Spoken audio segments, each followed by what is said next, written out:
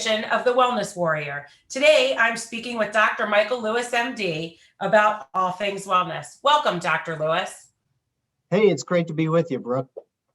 Can you give us a little bit of information or a little background on you so our listeners and viewers can understand just who you are? Well, sure. As quick as I can do it, I am a graduate of the U.S. Military Academy at West Point. Went out and played Army for a few years, and then went to Tulane University School of Medicine down in New Orleans. Every intention of being a surgeon. After a surgical internship back in the Army at Walter Reed Army Medical Center, I went out and did general practice and flight medicine for a few years and decided, there's got to be a way to keep people healthy and out of the hospitals. So I actually ended up doing my residency training and board certification in preventive medicine and public health, and have been on that path for quite a number of years now. You also wrote an Amazon bestseller called When Brains Collide. Can you tell us a little bit about that? Well, sure. When Brains Collide is a lot of the work that I did my last couple of years in the Army, when I was teaching at the military's medical school in Bethesda, Maryland. And we have wounded warriors around us now, from Iraq and Afghanistan. And so I got to thinking, how might we be able to help soldiers recover from traumatic brain injury, and came up with the idea that the brain's made of fat. Particularly the omega-3 types of fats are arguably the most important. So with somebody that has a brain injury or a concussion, can we use targeted nutritional therapy with omega-3s to help the recovery or even prevention of a brain injury? And so I coalesced these thoughts my last bit of active duty time and a few years afterwards before I came out with When Brains Collide, very much targeted towards, I'd say the soccer moms, so I always say moms and wives can change the world. And so that's really my target audience. Can you tell us a little bit about what wellness really is? Because I think it's one of those terms that a lot of people have a lot of definitions for, but I'd love to hear yours. Well, sure. And, wellness and health, maybe you could think of those almost synonymously. But one of these interesting things, and particularly lately with the whole COVID-19 situation that we've been dealing with for the last year and a half or more, we are losing sight of health and wellness because we're so afraid of a virus, for example. So I'll just say that wellness is not the absence of disease. Health is not the absence of disease. They're very two different things. And so wellness is when you think, you feel, you're good, where you want to be, you're thinking clearly, your digestion's working, your immune system is strong. That's when you can start to achieve wellness. So wellness is more of a state of mind, if you will, but it is absolutely not just the absence of disease. So that's an interesting point that you make. Talk to me a little bit about the definition of health then, now that we understand from your perspective what wellness is. Well, how would I define health? You would start with the absence of disease, but health is more, I would put it, wellness more the mind, body, spirit, holistic approach. Health is part of that wellness. So health to me is a little bit more physiologic. What is our body doing? Is our body in a good state of health? And add into that the mind, body, spirit for wellness. So it's really not just the absence of disease, but that things are your physiology, your mental health, your physical health, your physiology is all optimized and working as it should, as it was intended. So many of us are going through a transition time right now. We started out, we were working in offices and had our lives going one way. Then enter COVID-19, we're all shut down. We're in our houses, we're wearing masks, we're getting vaccines, we're doing all kinds of other things.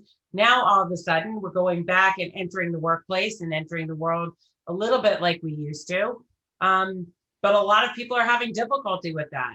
How can we move forward? What suggestions do you have for our listeners and viewers? Well, first of all, the government and the mainstream media have really done a major disservice, I think, to not just the US population, but around the world. They have made us so afraid of dying of this virus that people have forgotten how to live. And that's a really important distinction. We're all going to die of something sometime, somewhere, somehow. And of course, we want to live life to the fullest up till the day we die. I mean, that would be the ultimate thing. And, so it's not the amount of life that you have, but how much life you put into, how much living you put into the life.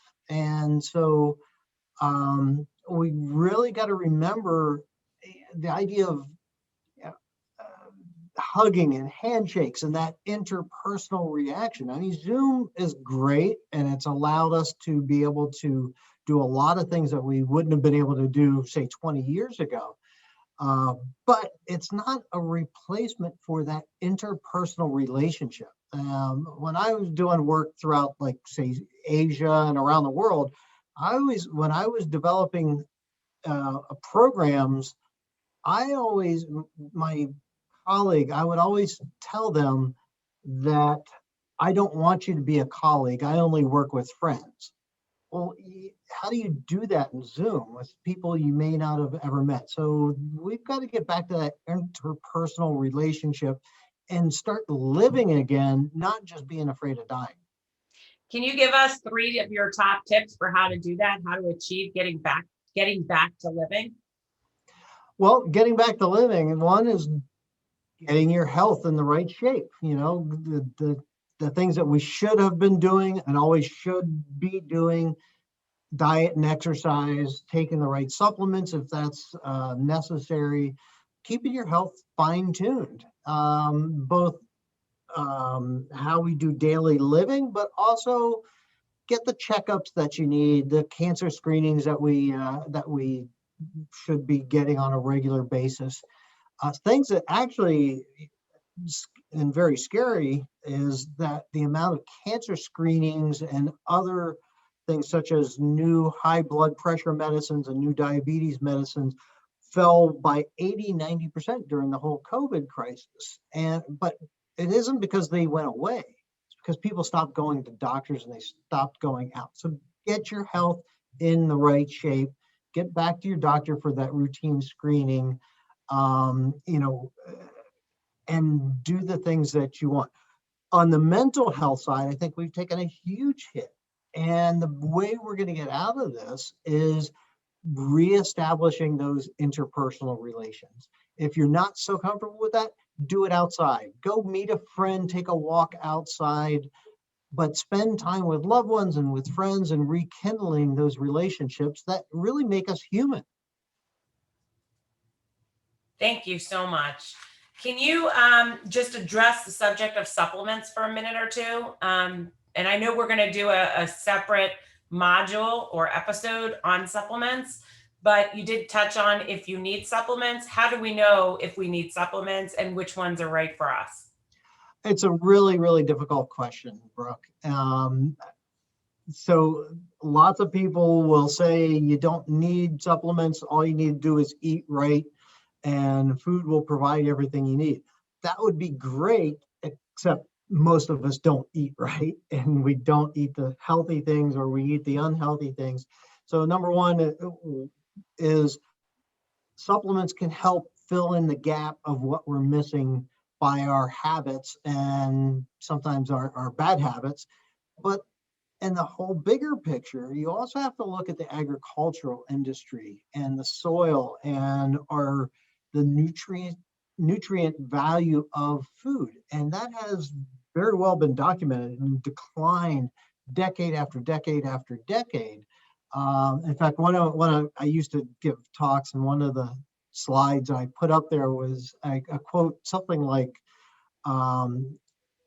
while we're providing adequate food to the population, we are slowly starving them to death because they're not getting micronutrients because of the depletion in the soil.